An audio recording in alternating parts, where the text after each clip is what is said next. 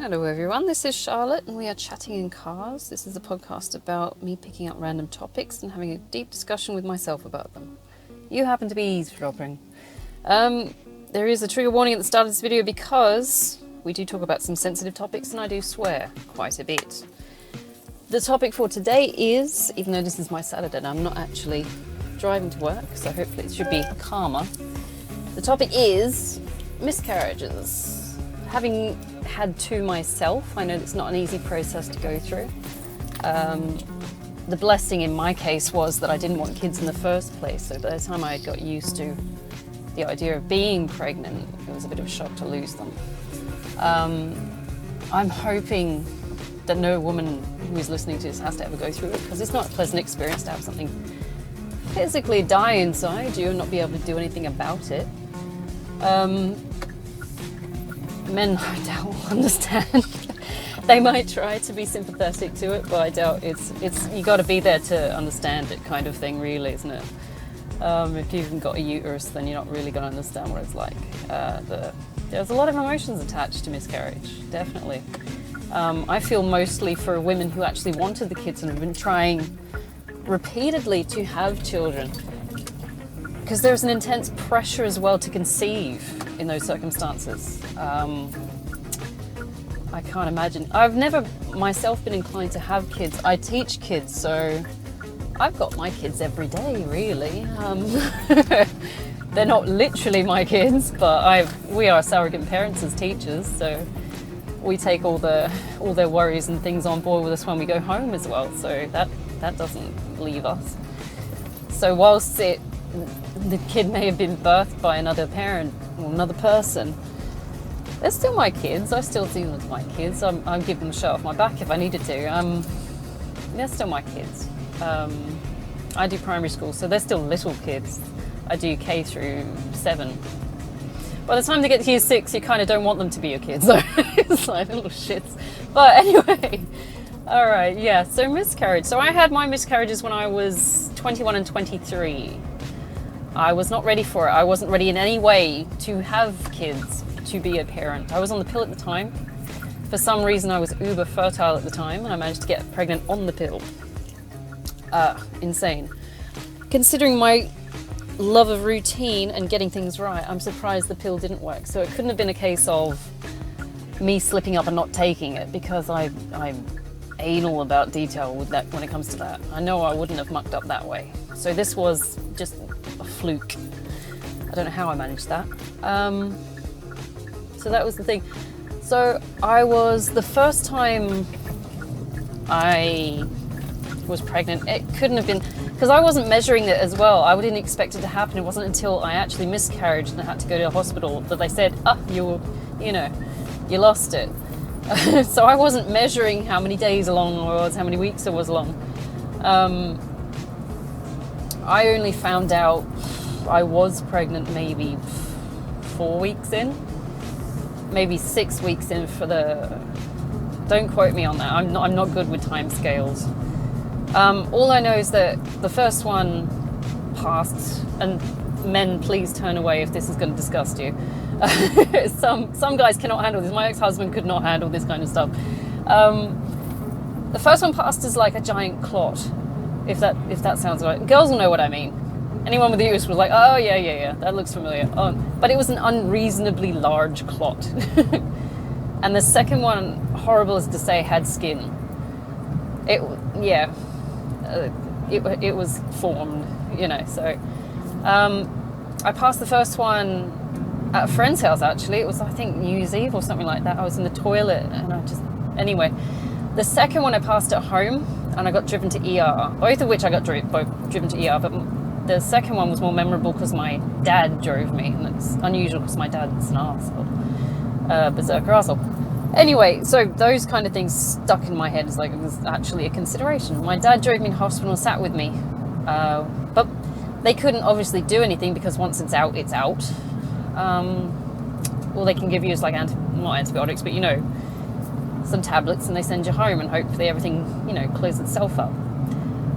But the fallout that came from it, and even though I had the mindset that I didn't want kids at the time, and I was very young at the time, I was only 21 years old and 23 years old. Some people like have kids at that age and they're fine. I've because of my autism, I got like a delay in maturity in that kind of thing. I have issues with certain things that I just don't understand. I can't physically, emotionally, psychologically get used to. Pregnancy has been one of them. I know that much. I know my autism has affected that because I can't get to... Some people just see getting pregnant as being like normal. I see it as some life and death struggle. It's like, if I get pregnant, I'm going to die, that sort of thing. It's a weird thing. That's part of the reason I didn't have kids. Part of it was because my shit-ass upbringing didn't exactly lend itself to mothering instincts. I had to learn my mothering instincts from, funny enough, my job, or watching my EAs, or watching my sister with her kids, or, you know, I picked it up from every other place but my mum. So it's just because my mum's a berserker and she didn't have the nurturing thing, and if she did, it was very sparse. I think I don't remember anything that is remotely of a generic mothering practice, you know, coming from her. I do remember her teaching us to be, you know, tough as fuck by beating the shit out of us, but, you know, generally when it comes to, oh, you grazed your knee, oh, come here, have a band-aid, oh, hug, kiss, cuddle, she was like, get the fuck up and get on with it. It's like, okay, all right, I'm 5, this is fine. So my inclination to have kids wasn't there. It isn't here now, to be honest. I'm 37. I've passed any kind of real, oh, baby stage, oh, babies, let's have babies. If I do get anything like that, the cluckiness, it tends to be towards dogs. So someone brings a dog around, I'm like, oh my God, it's a baby dog. And it's like, you look at a human baby, you go, yeah, it's one of them. Where's the dog gone? I want to play with the dog. Where's the puppies?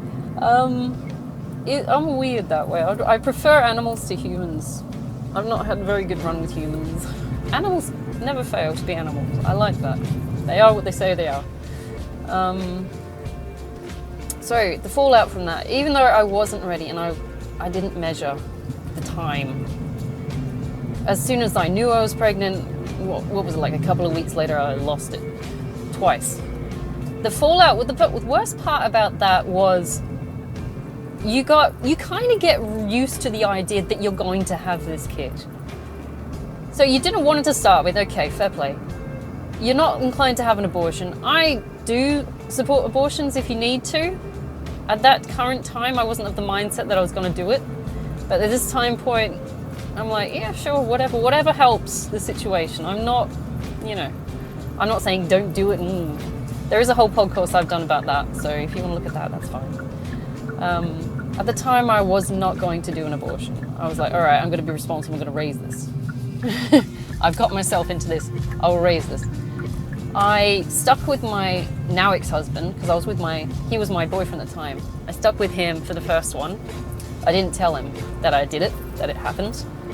I didn't tell him any of that, actually. I was too scared to. I thought he'd crack the shit. The second one, I broke up with him because I'm like, look, he doesn't want kids. I'm not going to pull him into this. I'll just go and do it myself. Raise it myself sort of thing by the time, you know. Because it was the second time I'd done it, like got pregnant. I'm like, oh, for fuck's sake. All right, he doesn't want this lifestyle. I don't mind taking on this lifestyle as a responsible thing. It's my body. I will look after the kid, all this kind of crap. And it's like, okay, so I'll do this on my own. So I broke up with him. We got back together afterwards, stupidly, because we're a shit match. But at the time I broke up with him, I'm like, right, I'll figure this out. I will figure this out. And once again, as a trauma response, I'm taking on too much responsibility on my own. Way too much. And at 23 is a crazy age. I applaud any girls out there who've done this and pulled it off at that age. Or younger. My God. It's insane. Because I didn't have a job.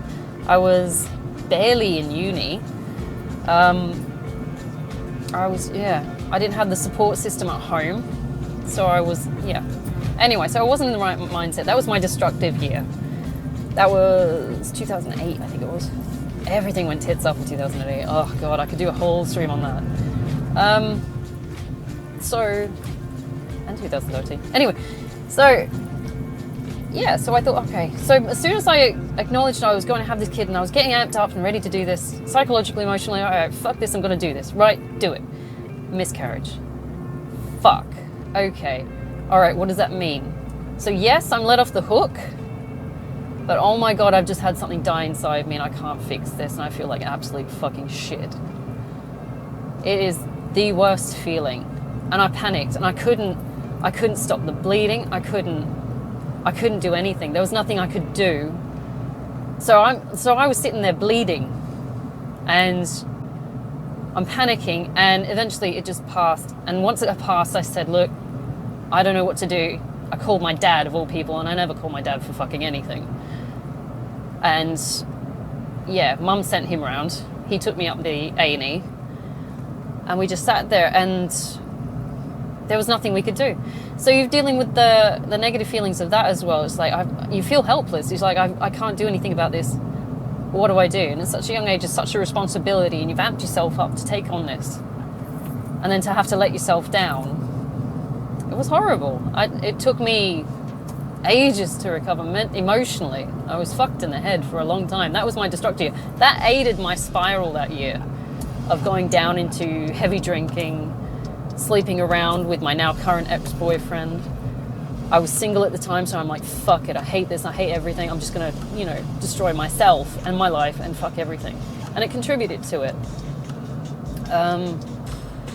I was still living with my ex-boyfriend, but my ex-husband, who was now my, it's confusing. There was two guys in my life, that's it.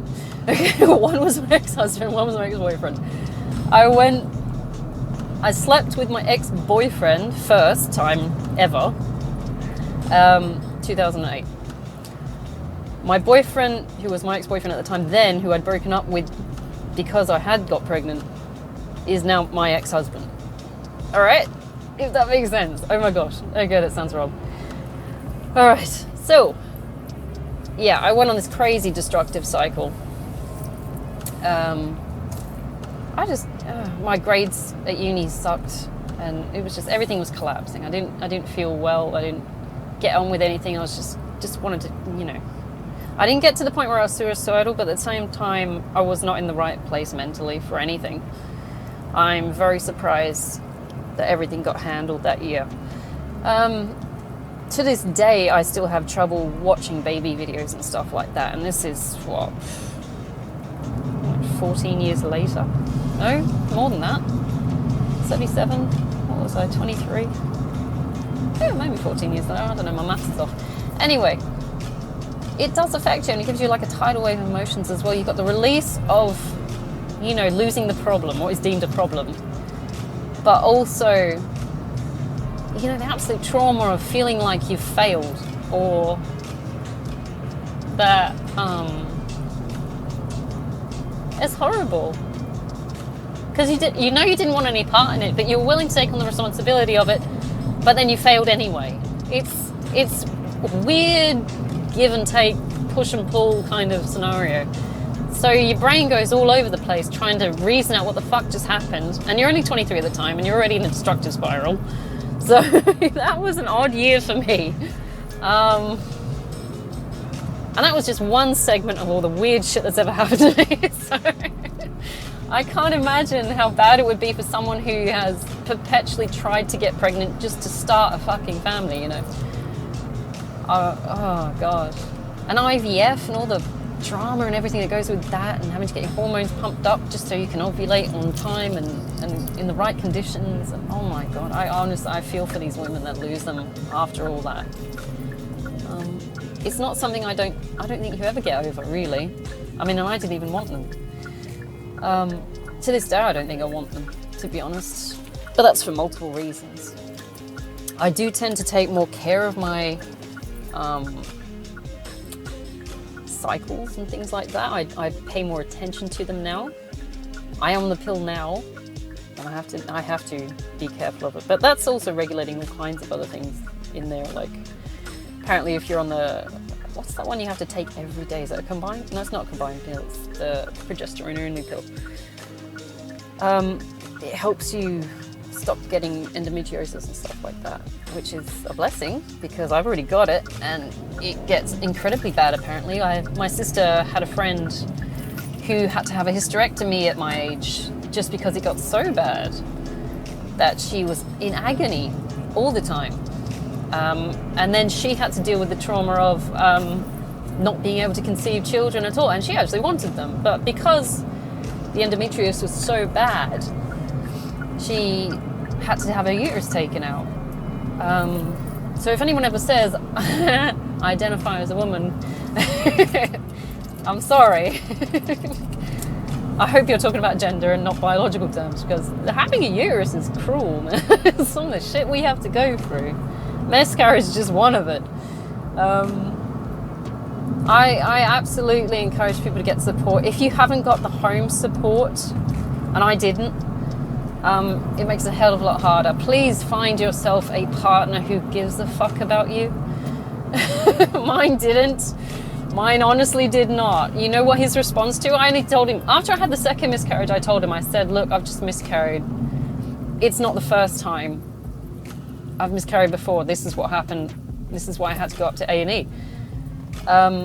His response was, how can you get attached to something you didn't want? Literally, he said that. No, how are you? Are you okay? Can I help with anything? Is it... He didn't give a shit. He really didn't. How can you get attached to something you didn't want? I could have killed him then. I really could have. Because it showed a direct lack of concern for me and us and the baby. I was just like, I am going to kill this man.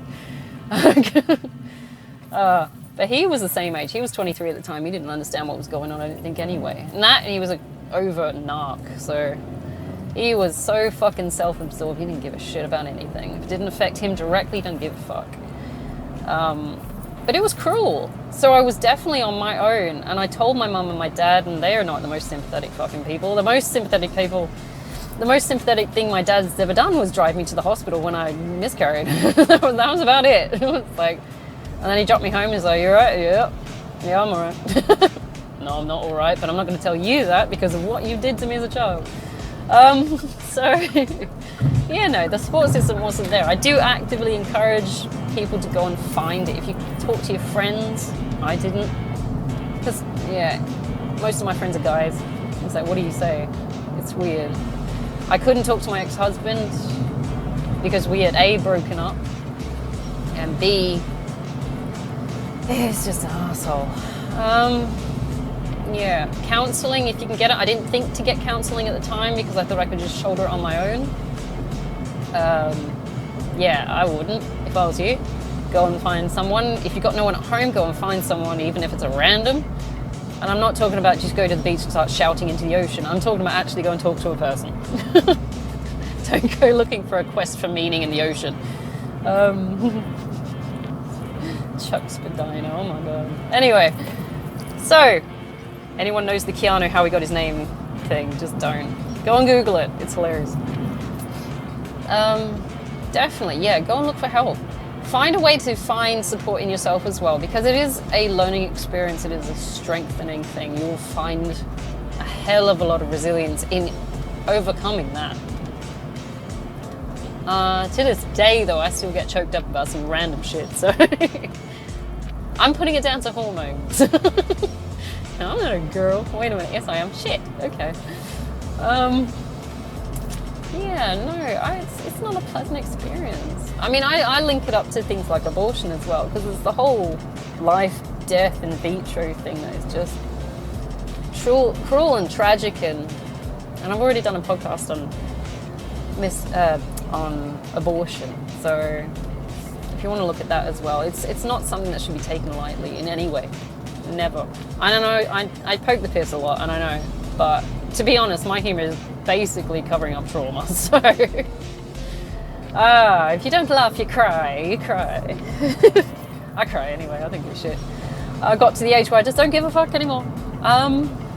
You know, you want to be tough when you're younger. You get past your 30s, you're like, I just don't give a fuck, I'm gonna cry. If I cry, I cry. But you'll look silly doing it. I don't give a fuck, I'm gonna do it here and now. I don't care. Yeah, go and find some help, really. It's never anyone's fault that you have a miscarriage. Never. It's never your fault. It's something that just happens that we can't stop. Maybe sometimes they can stop it though. Like if you're in the midst of it, they can give you some, you know, like drugs or something at the hospital. I know there was an option to it because we discussed it when I miscarried. He's like, if you'd come in earlier in the process of, we could have, you know, given you something to, or stitched it up, you know? They put the stitch in. They would have given me something to postpone the loss or something like that. Reduce the risk of loss or something like that. I can't remember what he said. It was years ago, but there was something he could have done. But because it had already passed, there was nothing that could be done. He just gave me some antibiotics and sent me home. And then you spend the rest of the week trying to figure out where your brain is, basically. Emotionally, psychologically. It's not an easy task. Some people take longer. I took, at least a week, I would say. But I had nothing else on. And I tell you what, if you bury yourself in work and stuff like that, it doesn't help, because then you're just pushing it to the side and eventually you still have to deal with it. There's a lot of shit that I've just buried with work and stuff like that I still have to deal with, and it just pops up at random times. So I suggest trying to deal with it when you can. Obviously you can't pick and choose the times it pops up, but when it does, try and face it. Don't hide from it, don't run from it. This is something horrible that's definitely happened to you. You didn't deserve it. No one's to blame, not unless there was some kind of injury or something inflicted that caused it. Then there is definitely someone to blame. I know some horrible experiences have happened with women where their partner has done something horrible to them and they've just lost it. And that's just common in the area I grew up in, because the men are assholes. Lower CS areas, they treat women like shit, quite frankly. If it's not alcohol-induced or drug-induced. And sometimes the women accidentally lose it through drugs and alcohol. So it's a really horrible experience. But to be a healthy young woman, and to lose it is fucking traumatic, especially if you actually wanted it. I didn't want it. I was lucky that way. I think fate, the universe, intervened there, because the guy I was with was a complete piece of shit anyway. I mean, can you imagine if I'd stayed with him? If I'd stayed with him, and I would have stayed with him. If I got pregnant properly and had the kid, I would have stayed with him to do it for the kid, because that's the kind of moron I am. It's horrible, toxic relationship. I stayed because of the kids. I'm feeling so bad for anyone who's going through that. I stayed in my marriage for the kids. It's like, I know it's traumatic, but consider what you're exposing the kids to. If you stay. My parents stay together, and it's fucking hell on wheels, man. They should not have been together from the start, and they took it out on us. If they had divorced or separated, I don't know if it would have been, worse or better. At least then would have been, less noise at the very least, because all they ever did was shout at each other through things, and just, it's not good for the kid. So, all right, consider the circumstances in which the child or baby was conceived. Try and see the good in it. It's never a good thing. Although I have to say, looking at it critically, it did save my life. It's a horrible blessing in disguise. A horrible blessing in disguise. I mean, babies are always a blessing as far as I'm concerned. I know they are brought into some of the hardest, most horrible circumstances, but it's meant to serve as a lesson to people who are bearing them, to do the right thing, to pick their socks up, pull their socks up, move their ass and get going, because you've now been given this ultimate responsibility of human life. And then to still watch them fart ass around and fuck their life up, the lesson is, look after the kid, look after the baby. I mean, if you're going to have kids, they should always come first. You don't have a life if you've had kids. That is the rule. You are giving your life to them. You're passing on the torch to them. That is now whether they have the choice of, doing the same thing you did or not. I chose not to do the same thing my parents did. My parents had kids but shouldn't have had kids. It was a very butterfly effect. I do wonder if it was a good thing or a bad thing that they had kids. I mean, we all turned out quite nice, surprisingly. But my parents were absolute fucking berserkers. So I'm just wondering how that works. I don't know how it works. Oh, Christ. But then again, there was no room to act like a little shit, so yeah. If we'd have turned out like little shits, it would have been weird. What else can I... seek help, treatment, look after yourself. I wish I could say, you know, set some goals and things like that. I mean, if you want kids, yes, you should definitely keep trying. Don't let this like setback hold you back. I'm sure you can keep going. I mean, we keep going till the race is done, right? We don't just give up halfway because we've had a few setbacks. We stay till the job's done. If that's what you want and you want kids, you go and get it. You go and do it. You go do whatever you can. Make sure, of course, the circumstances are right. We're not being irresponsible parents, but miscarriage should never be something that holds you back from getting, you know, what family you want. And if you do miscarry and you do want kids still, why not try adopting or something like that? Does it have to be you? Does it have to be your kids? You could get a surrogate if you got lots of money. You can get them to hold the baby for you. I mean, if the guy I was with had the money and he wanted a kid, I'd be like, okay, surrogate. It's like, I'm not doing that myself, no.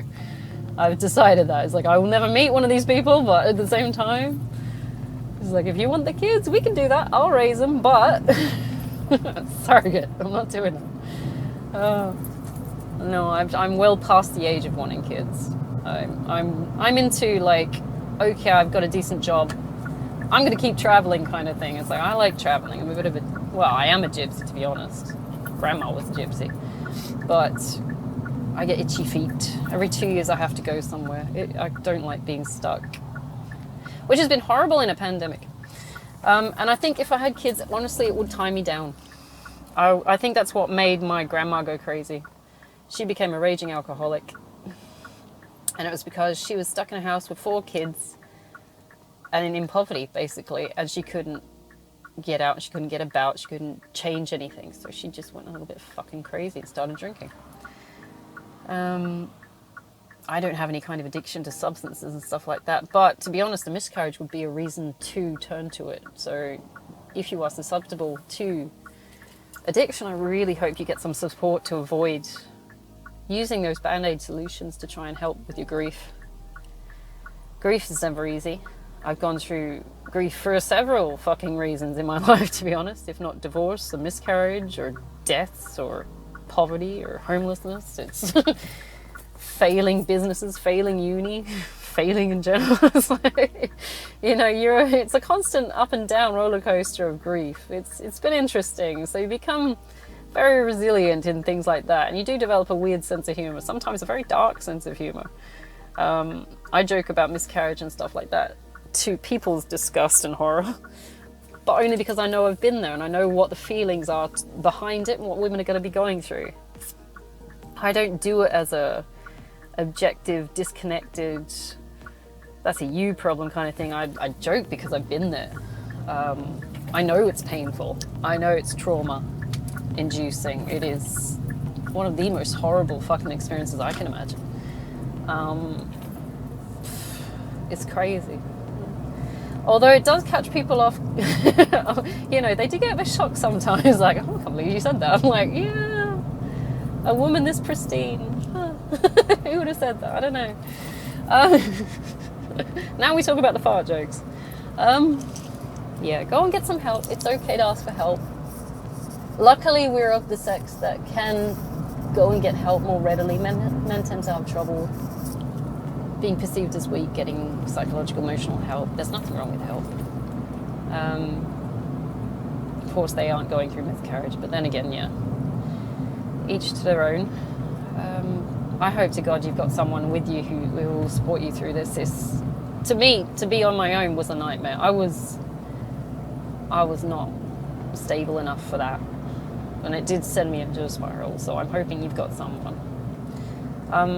That's one of the reasons I could never forgive my ex-husband. It's like, I married him afterwards and shit like that, but I'm like, I tell you what, that approach, that response to something as big as that, it definitely put a distance between us. I'm like, you don't give a fuck. But then again, that did, you know, lead into a whole codependent traumatic bond spiral relationship. Oh my God, I would not recommend it for anyone. Better to be on your own and handling your own shit than being dragged down with an asshole like that, making situations worse. Sometimes we just stick with things because, you know, it's familiar and it's the only thing we've ever known. And it was the only thing I ever knew. at the time. I mean, he got me from 17, so he was the only thing I ever knew. And up until 33. It took me that long to get rid of him, to get the balls up to leave. And it was something huge, like, you know, I know I've said this enough times, it's like he gave me the ultimatum that he wanted an open marriage or he was going to leave. And that was the straw that broke the camel's back, because that was the ultimate ultimatum. That was the absolute, I can't. I mean, there was only ever one deal breaker.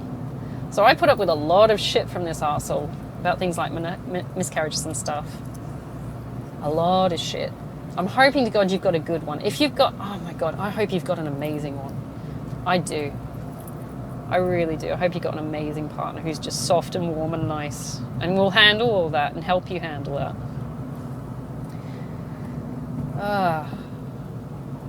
Yeah, go and have a you day. I don't know. I'm assuming someone who's listened to this has actually had a miscarriage or is, you know, recently had a miscarriage or something like that. Just go and have a you day. You know, embrace. Don't forget, this isn't a failing. This isn't a failing. This is a learning curve. This is a chance to do it again. This is a chance to reassess your situation. Do you want to do it again?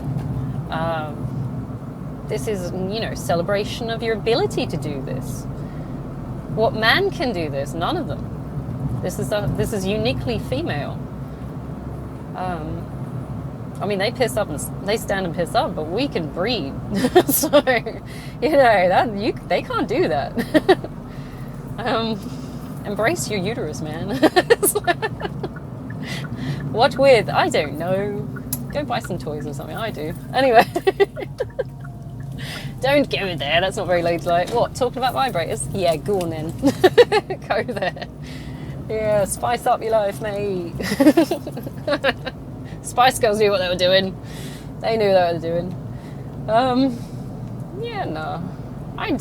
Yes, I'm more inclined, and I know it sounds personal, but I'm more inclined to head towards electronic devices as a cost-effective, psychologically effective alternative to fucking fuckboys at this point. And I can't believe they're still around at 40. I'm like, oh my God, why do I attract these assholes? That's because you're a stable, traumatized woman, strangely. They're like leeches. Anyway, no, that's what it is. It's like you get to this age and the guys that are left over who aren't married, who are divorced or something like that, just turn out to be like, they want a mum. I'm sitting like, you fucking serious? By this age, you should be handling your shit. 40. This is embarrassing. Anyway, miscarriages. Sorry, I'm running on a tangent. What can we take away from this? Because I've nearly reached my destination. I want you to go and absolutely love yourself. This was not your fault.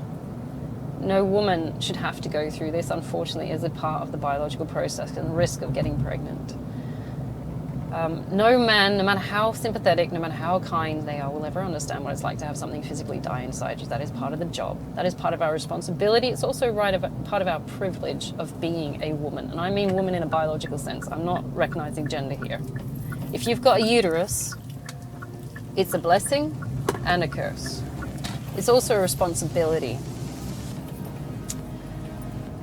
We take, you know, the good with the bad. We don't have a choice.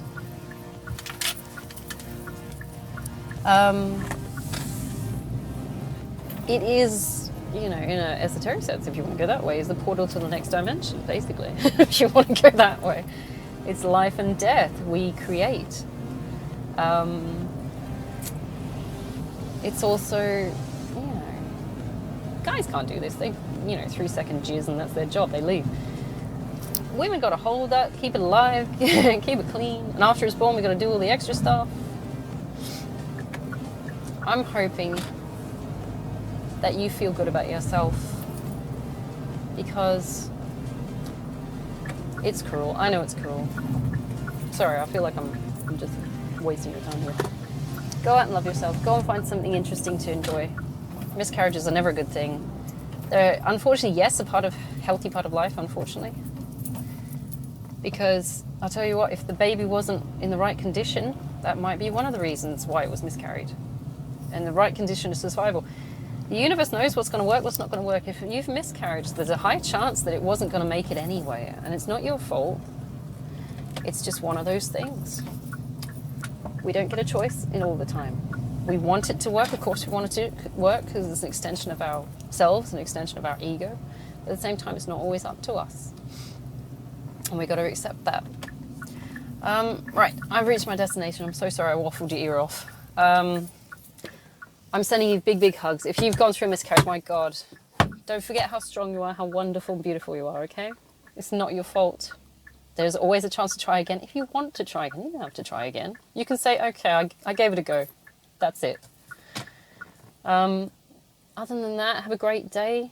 I'm sorry it's such a morbid, horrible topic, but it does need discussing. Women go through this every day and guys don't understand it, and you might be going through it and you might feel alone, and at least you've got this and me crapping on about this to give you some company when you consider what's happening to your body or something like that. I don't know. Maybe it's just extra information to understand the process from a perspective of someone who's had it or gone through it.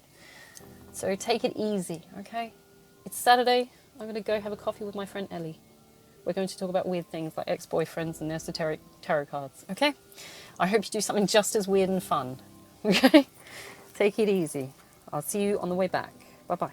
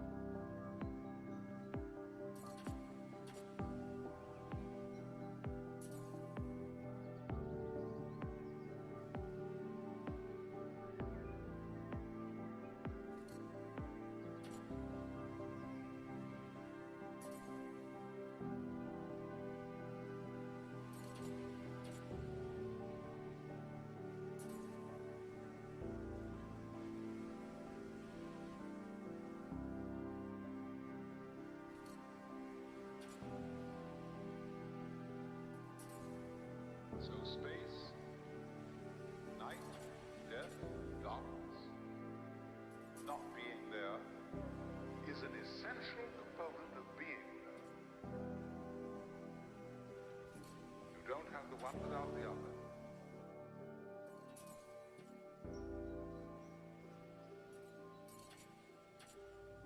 That's the way being